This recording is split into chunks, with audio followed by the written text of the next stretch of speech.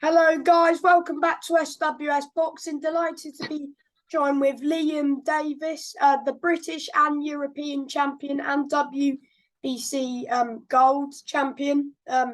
He's 13-0 with 5 knockouts.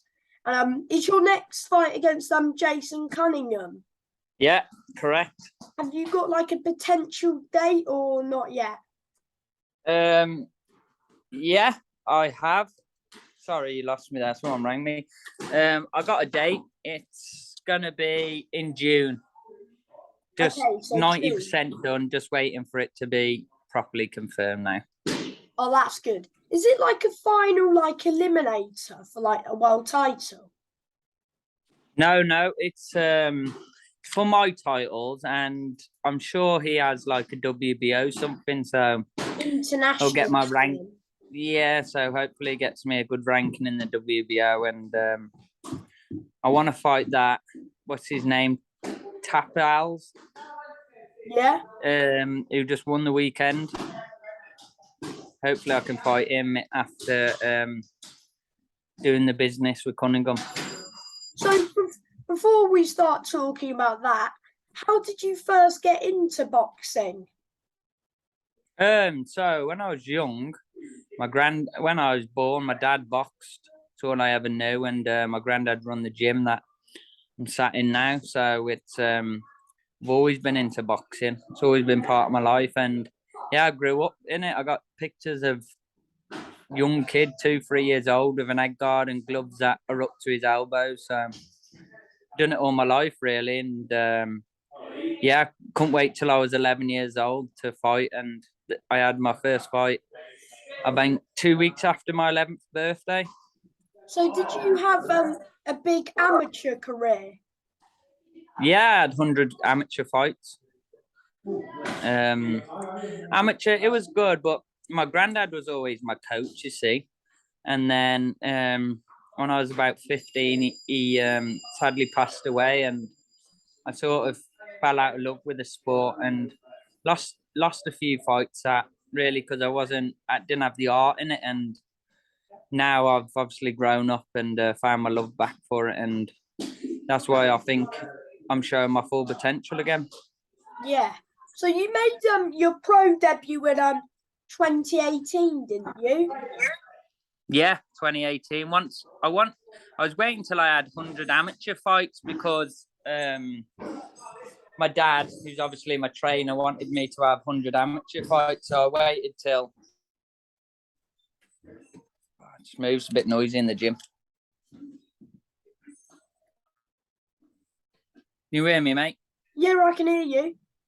Yeah. 2018, I turned pro after I had my 100th amateur fight, and it was the best thing that happened to me really because I got a new lease of life then and had new goals and got motivation again, which obviously is shown through the last couple of years since 2018. And so when you first turned pro, was the goal always to be a world champion?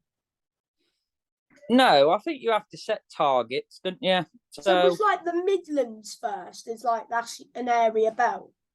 No, I started higher than that. The British was my my goal to start with, and me and my dad said, let's try and win a British title. And I remember minutes after winning it, I was like, this ain't enough. Why am I settling for this? So that's what I'm saying. Sort of set a goal for the British. And when I was younger, like I said, my granddad was my coach, and I remember being a young lad, and he said I'd be British champion, and I'm sort of the one that will come out of the area, make something. So, but when it's your granddad, you sort of think that they just love you and be nice to you, don't you? So, as the years went on, it sort of come into realization. But I never fought for a Midland area as there was no one around. So, did you fight for was your first title the English title? Yeah, correct. Against Sean, what's he called? Sean Cairns. That's it. Live on Sky Sports. That was. Yeah, we was in lockdown. I was actually working on the bins, and they rang us with 18 days notice, something like that. And obviously, I took the opportunity. It was my first fight on TV, first title. And you stopped him? Yeah, in round 6. Was that sweet? Was the victory sweeter that you did it by stoppage? Yeah, of course it was. It was I was the favourite going into it, but it was my first real test, and obviously with boxing on the telly and people watching, it was pressure, and I didn't have much notice. So it was So were you signed with Eddie Hearn?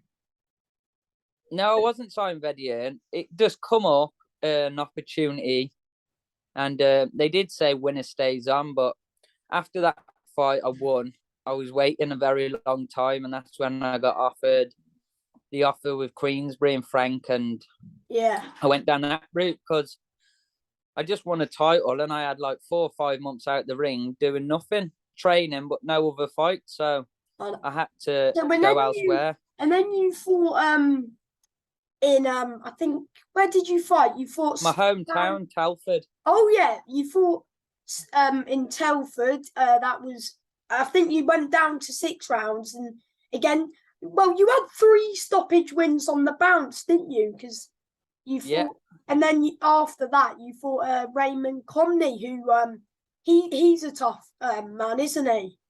Yeah, he's not been stopped, has he, much? And I'm not sure if he's still going, but after our fight, I've seen that he took a few lads the distance, unbeaten lads. So yeah, looking back, obviously and it showed that he was an African champion as well. Yeah, that was my first 8. Well, I'd done 10 rounds, but I only went 6, and that was my scheduled for 8. But it was over in 2. So that was live on BT as well as that Stefan fight. Yeah, that was in Birmingham, that one. So yeah, the Raymond Comney one. Yeah, it was a good night's work, that one was. Mm-hmm. And then I think you won the WBC. I think you won the WBC silver against Flores, did you? Yeah, correct. That was the first time I went the full distance, 10 rounds. But I would say that you looked pretty comfortable in there when you were fighting him. He didn't really cause you much trouble. No, not trouble.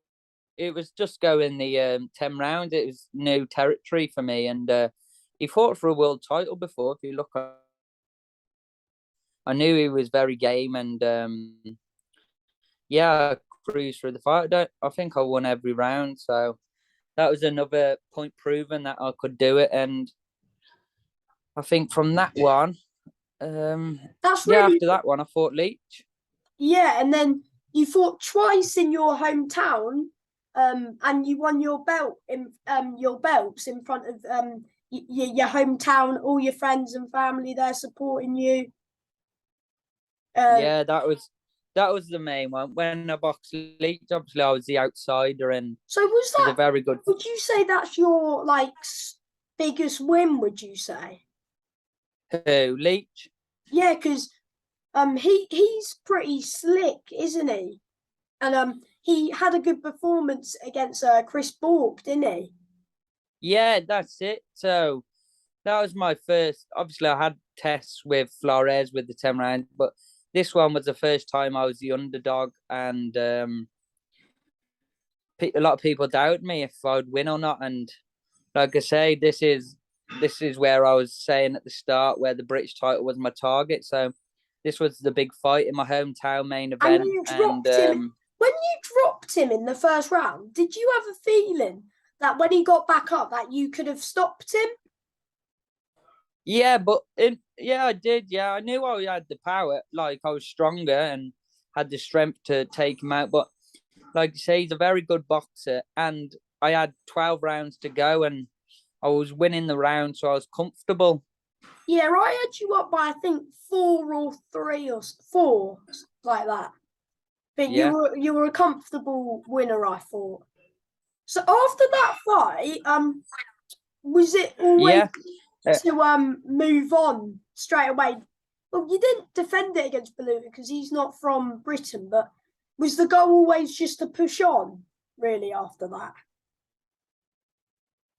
Yeah, of course it was. I think the first interview I done once the fight was done, I asked for the European title against Cunningham, and he vacated it, and it ended up being Baluta. So, Oh yeah, another man that was on weren't you meant to a fight winning streak Andrew just beat Kane? Brad Foster, who's a good fighter.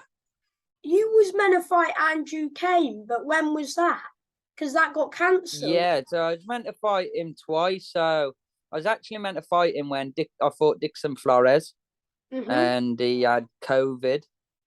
And then that's why when I fought Flores in camp, I was meant to fight Andrew Kane again, and I done my shoulder in, so I had to go and I was had that to have. when he said that he would fight you in the local car park? Was it? No, it was after that. It was after that, I think. But yeah, he did say that, didn't he? Did you see his fight against Baluta? Yeah. That was I was away, that but was a dog fight.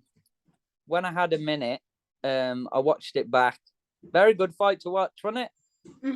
It was a good fight to watch. Kane put him down twice, and then Baluta also had him down as well once. Yeah, it was the first round. If watching, I didn't watch it live. But if you watched it live, you'd have thought it'd have been over. But once, I think Kane tired, Baluta come on top, and it was a dog fight. So when you fought Baluta, did you always know that he had like a good work rate? I don't really watch people, to be honest, mate. I just I leave that to whoever's my dad. Really, is my coach, and the plan was to outbox him, and that's obviously what I done. And watching the fight back with Kane, there's not many. You don't want to have a fight with Baluta, do you? Because that's his game. He like because if you get in a dog fight with him, that's his style. Yeah, that's it. That's what he's comfortable at doing, and I think he struggled with the boxing, and obviously, I believe I won that fight very comfortable. He couldn't get into his rhythm against you because you just kept your shots off long and then just kept moving. Yeah, that's it, and I think that's why it was so a clear decision. And another one, people doubted me, but I like people doubting me. So against Cunningham, are you the underdog or are you the favourite because you've got the titles?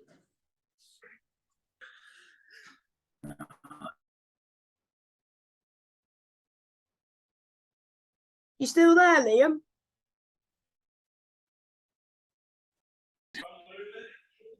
Liam, are you still there, mate? Yeah, I'm still here. Yes, sorry. Are you the favourite going into this up and coming fight against Jason? I don't know. I treat myself not as I don't look at who's favourite or not. I just focus on what I got to do, and look, I got to win. That's it. But maybe I don't know if you was a bookie, would you put favourite? I would have you because you've got the titles, and isn't he coming off the back of a defeat? He did win his last fight. Oh, I think because he fought the same night as Baluta Kane. Sorry. Oh, I'm just doing an interview. Sorry. Say that again, mate. Because he fought the same night as Kane Baluta, and I think he got the win. Yeah, and he won on points. Yeah. Oh yes, sorry, I was thinking about the fight before where he got beat by Tete. Yeah, he got knocked out by Tete bad, but he got done, didn't he, after the fight for Ped? So it's a bit unfair, really. But but is he the same fighter? I don't know. He didn't really look it to me, and his last fight looked very gun shy and worried. He didn't look great, but he didn't won look the same. Jason he did win Cunningham. every round though. Yeah, but look, the guy he fought didn't really do much or give him a test, and look, he's going to have a test when he fights me. Did you watch? Because he's been around the scene for quite a while now, hasn't he? Because he's had over had 30 odd. 36 odd fights, I think. Exactly. So he's experienced, and he's got a good name. He's done well in his career, and I think